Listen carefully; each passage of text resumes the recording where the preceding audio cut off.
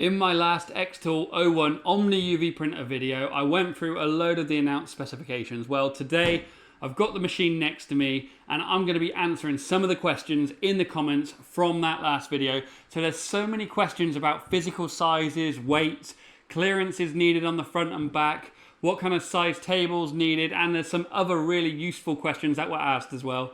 So I've decided to do a video to try and clear that up. So if you're thinking of getting one of these UV printers, hopefully this will let you get your workspace prepared and it will help put your mind at ease if you've already put that deposit down. So if you're interested in figuring that out, you are in the right place. We're going to delve into it. Let's get on with it. Now I'm keeping this pretty much external only today. We have got the internals coming in, but what I will say is there are doors on the front and back which come out, and those give you an indicator of how much clearance you need in the front and back, because that large plate right there obviously needs to move front and back. So let's measure it and see what we're dealing with. First of all, to give you an example, you can see the door there and you can see this is as far out as this comes right here. So we will take the measurement from the door though, because these doors do come out, so you can take them off. But assuming you want to leave them on, you're going to want clearance all the way there. So let's do that. So here we go. Let's get the tape measure and let's find out what this is.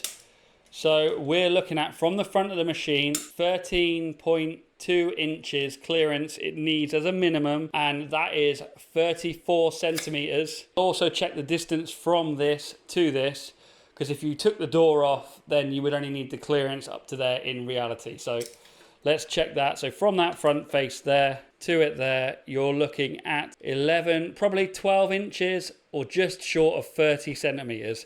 So 30 centimeters, 12 inches clearance from the front of the machine will give you the clearance to use that safely. As you can see, the rear is pretty much identical, but we will take a measurement just to check. So once again, to the door, approximately 13.5 inches or 34.5 centimeters.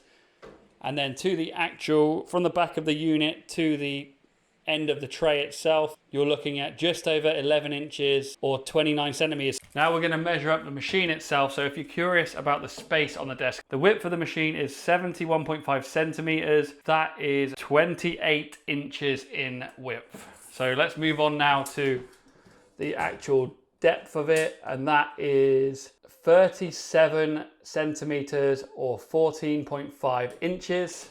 And now for the height of it, if we go off the table, we are looking at 18.4 inches, 47 centimeters. The next question is extraction. A lot of people are wondering if it's got extraction, how you extract it, what you do. So you can use it without extraction. I will say that. I personally haven't found the smells that bad. Some people might, but there is a way to actually vent out any fumes that are in it, and I'll show you it now. Right there you can see we have our outlet vent, and you'll probably recognize this. If you've got the xTool F1 or the F2, this is actually the extraction pipe that comes with that, and it fits into here literally as most of them do, pushes in there, and then you can vent that either into an air purifier, the AP2, or if you've got a longer hose, out of a window. And that will ultimately allow you to get those fumes out of the machine. Questions was about the actual plates that come with it. So these are your beds that you put your items on. You have this small one here, which comes with the machine, and then you have your larger one here. Let's take some measurements so you know what size they are. We'll measure up the smaller plates. So we're going to be doing centimeters and inches just to keep everyone happy. And the usable space, which is within those lines. So it's just a little bit shy. So it's 12.8 inches long, which is 32.5 centimeters, and the width of usable space is 4.9 inches or 12 centimeters. So there you go, that's a dimension of usable space.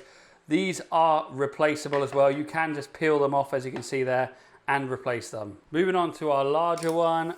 So once again, usable area is just 16.5 inches in length, which is 42 centimeters. And then we are looking at just short of 13 inches, so 12.7 inches or 33 centimeters in width. So another question that's been asked about this is the weight of it. How heavy is it? I guess if you're looking for a table or a workstation or a worktop, you need to make sure it's strong enough. So I'll give you it in kilograms first. So it is 41 kilograms in weight.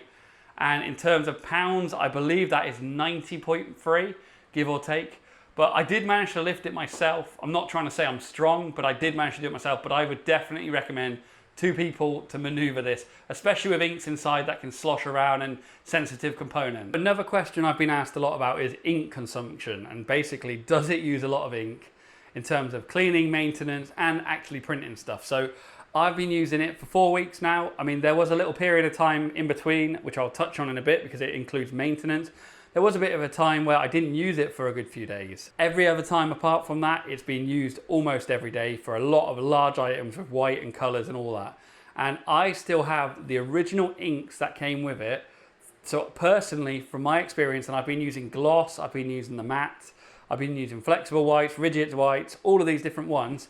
So far, I have only used a quarter of my ink. I mean, it will be different for all the different use cases, but from my perspective, it's been really pretty good with the inks. So that leads us on to maintenance. So let's go on to that one next. Obviously, xTool were quick to mention about their system of pumping the ink through their system to keep it, one, in good condition, but also to ensure that it doesn't have to get exported out of the machine. So the good thing about that is I have been leaving it for, I left it, I think, for 4 or 5 days actually without using it. I went on a little trip away.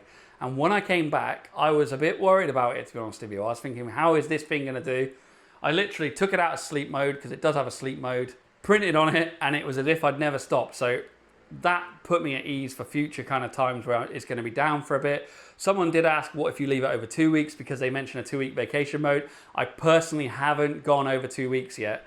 That being said, I suspect from my usage, it would be absolutely fine because you've got the stirrer. It automatically does little kind of cleaning cycles, automatically injects the inks around. I feel like it would be okay, but we'll find out a bit further down the line. So the other question that was asked is, and I should have done this before, it's a bit back to front, but they're just coming into my head, is the clearance height. So obviously that machine behind me has a certain amount of clearance there. What is the highest or the thickest material you can print on? Well, that is 150 millimeters, which if you actually get 150 millimeters, that is a big chunk of space. So I think the thickest thing I've done so far, hang on, I'll show you it. Here we go. So this is the largest thing I've done so far. So as you can see, I haven't even got close to testing it. Look how amazing that looks, by the way. It started off like that.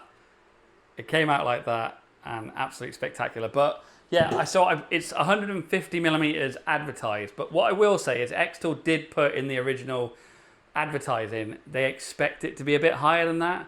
I might try and find something that's pretty tall and I'll test it, and I can obviously report to you guys in later videos just to settle that one, because that one's a little bit ambiguous at the moment. So there is another confusing question that keeps being asked by people, and that is regarding the number of heads on the UV DT version, or the DT UV, the version that can basically print directly onto fabrics and materials.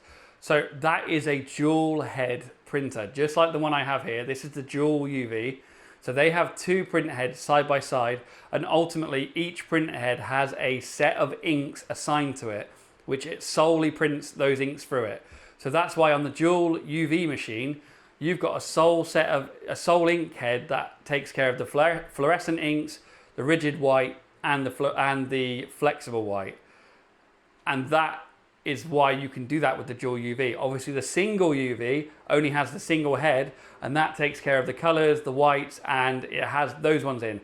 The dual, or the DT UV, which is the clothing one, I keep getting the words jumbled up. So that one also has 2 heads, but one of the heads is purely dedicated to those specialist inks that are used on the clothing. And that's why, even though it's dual head, the speeds will be that of a single head printer if you're only doing your standard inks, your standard whites, and those kind of things. Hopefully that clears it up, because I know that's a massive thing in people's decision making. A couple of people asked if you'd be able to upgrade from the single head to the dual heads. I haven't seen a definitive answer, but in my opinion, I don't think that's going to be possible.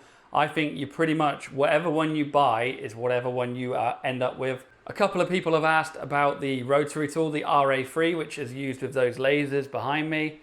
Is it compatible with this? No, it's not. So this has its own rotary tool that is used within it. And when you see it, that thing rotates around. It literally rotates in a 360 degrees and rotates the tumbler. So yeah, this has its own unique rotary for that. so you cannot use the RA3 or the RA2. So before the video ends, there are all the questions for now, but what I will say is put them in that description down below if I've missed anything or if there's anything else you want to know. Hopefully you guys know me well enough now that I will be as transparent as I can with this, and I'll answer everything I can. And I will have so many tutorials coming up that will hit the ground running for you guys when you do get that machine. But for now, I just want to tell you what, if I had to buy this myself, so I was lucky enough to get sent this, all right? So it's a bit of a cheeky question to say, if I was to buy it myself, because I didn't have to. But if I was going to buy one of these myself, which one would I use or which one would I buy? So the single UV for me is a great entry level into the world of UV printing. If you've got a limited budget, if you're not sure if it's for you, if you're just getting it, if you just want to make products for friends and family, or if you just want to make small product, you know, if you're starting out a business and you don't know if it's going to make it or you don't know how it's going to go, you can spend a little bit less and get a great printer, but with less capability. Obviously, you've got the garments, and what I will say is garments, if you want to print directly on garment, the DT UV version can obviously do that, but xTool say it themselves, that is not meant for like kind of manufacturing levels of like, you know, if you want to churn these things out and sell them out, you know, it's not going to be like that with this. This is going to be able to do amazing things on clothing items. It won't be rapidly quick because the technology is the technology. The head has to go side to side, but it will do a great job with it. And ultimately what I'm trying to say is that will be great if you want to do like clothing items and t-shirts and one-off items and really unique bespoke items. But for me personally, if I was going to buy it, I would have actually gone for this one. And that is because I love the versatility of the full suite of inks. Obviously, you can't go directly onto garments, but I personally have got onto leathers, I've got onto flexible phone cases, I've gone onto loads of materials that you can easily bend, and because of that flexible white ink in there, I can comfortably use that. So this covers probably 85 to 90% of the bases. It doesn't do the DT side of things, but that side of things is great, and that's why I would personally choose that. And also, I guess the speed of it, you know, I'm an impatient guy. I don't like waiting for anything. So I want the fastest I can get my hands on. And at the moment, it will be this one right here. So those are my thoughts. Those are the answers to the questions. What I will say, guys, is if this video has helped you, please subscribe. Also, if you're still thinking about getting one and this has helped you make a decision, there is a link in the description that if you go through and put your deposit down, first of all, you get the cheapest price possible.